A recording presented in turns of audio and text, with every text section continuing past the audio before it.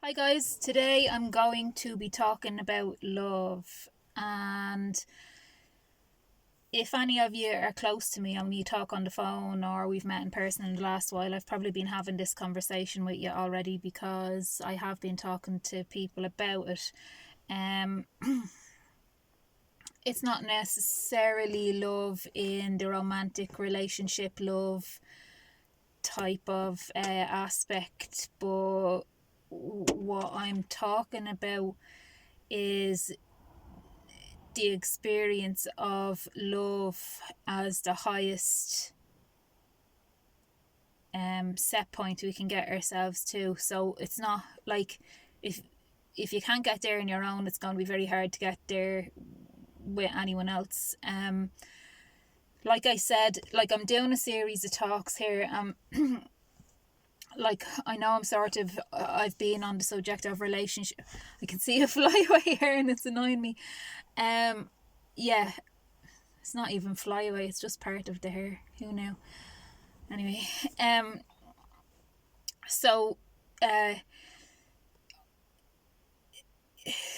I've been talking about emotions a good lot. Like, there's a reason I'm doing this, and the reason is I'm getting people ready for emotional maturity, including myself, because I feel that the times we're in now and the times that are coming are going to require a level of maturity and communication that I personally don't think I'm at yet. Like, I'm processing getting there, and I'm happy to share that journey with you. So yeah, it might be a lot of talk about emotions, but I think we need this at the moment. I certainly do. So yeah, love is one of the highest things, like happiness in my last chat, the highest things that you can reach for. But love is a little bit different than happiness in that um maybe it's not like, maybe they're on the same level, but I mean, I can't say I've experienced like what the whole aspect of love feels like in this lifetime, but I've definitely began to practice putting myself in situations where I can get to some level of what must be like the path to feeling love. Um, and like I say, like if you can do that yourself, then I mean, this is not really about other people. Like, what we get from other people is just a projection of the beliefs that we have about ourselves. And if we have beliefs or crappy, like, thoughts or um, lack of self confidence or self love in ourselves, we're going to get that off other people. Like, you might think, oh, there's a problem in my relationship, or I had a shitty experience with someone. But really, it's a reflection of what's going on in your or my own vibration. Because if I didn't believe on some level that I could have that experience, it literally would not be able to come into my reality, and that's pretty hard for people to accept. um I do want to do another talk on responsibility. Maybe I should have done that first, but anyway, if you're anyway interested in listening to me talking, I'll get around to each of these important subjects in good time, and they are all interconnected. But love in its purest form is love of oneself, and um, that can be a precursor to love of God or love of a higher power or love of humans or friends or anything else. But I mean, you have to learn to feel it before you can give it, you know. And the thing with a lot of us is that when we're born and we're grown up, we get some inclination of what love is supposed to be, but it could be connected to um while we're told with words that certain things are love, and then we attach certain familiar feelings to those words. um it's not always exactly what the full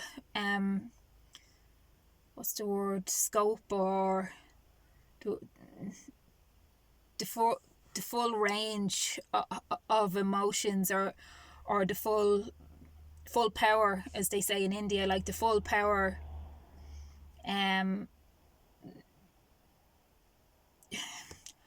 holistic viewpoint of what love can actually be. So like if you're young and someone says, oh, I love you, and then they shout at you, you know, on a different day, like you can unconsciously or subconsciously form this belief that to be loved I have to be shouted at. Or like even if life is good for you, like there's no handbook for love, and a lot of our parents are doing the best they can, but even at that, they'll teach us a certain level of what we all know to be love growing up. However, like what I've learned is, number one, you can always have more. Even if you got the best upbringing, you feel completely confident and you can feel completely like you can get to the vibration of love, you can always make it better, you can always feel more and keep making it better. So anyway, in one of my last videos I mentioned Dr. Joe Dispenza. Now, like I said before, the disclaimer, I don't believe in all the things that all the people say, but I'm nitpicking certain things that people say that I've found helpful. And one of the things that Joe Dispenza does is he talks about a lot about love. Joe Dispenza was in a car crash or a crash of some description and broke up his body completely years ago, and decided while lying on the bed when doctors told him he'd never walk again to fix his whole body with his mind, which he did. I think he lay there for 3 months and then a couple of months after that recovering, and with the power of his mind decided he was going to get better, and then basically made himself better. Now on from that, in the last 20 or 30 years, he has gone into holding seminars around the world where he gets large numbers of people into a room and puts like heart monitors on them and basically tells them to practice going into a vibration of love. Now this is a funny thing, right? Because for all the talk about love that's out there and all the memes about love and all the, you know, hundreds and thousands of gurus and, you know, books and websites on relationships and relationship advice and on self-care advice, very rarely have I actually come across this concept of simply sitting and practicing what love feels like. And it leads on again from what I was saying last week about manifestation. The best way to manifest things is to feel the thing, you know. So on from that, the best way to manifest love is to feel love. And you might think you know what love is, but if you sit down and close your eyes and literally say to yourself, what does love feel like, right?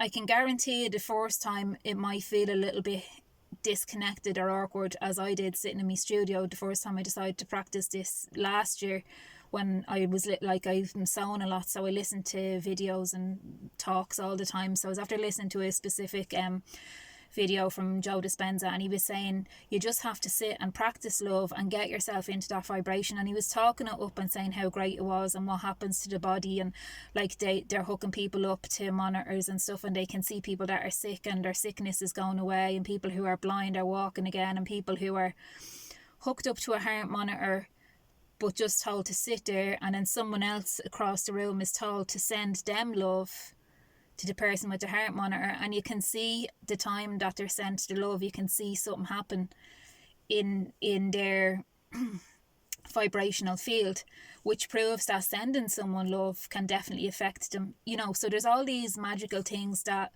Joe Dispenza is measuring in groups of people at the moment, which alone like is quite interesting without even trying to apply this to yourself. But when you do come to apply it to yourself, I decided to sit down. I was like, okay, he's doing this, and it sounds very attractive,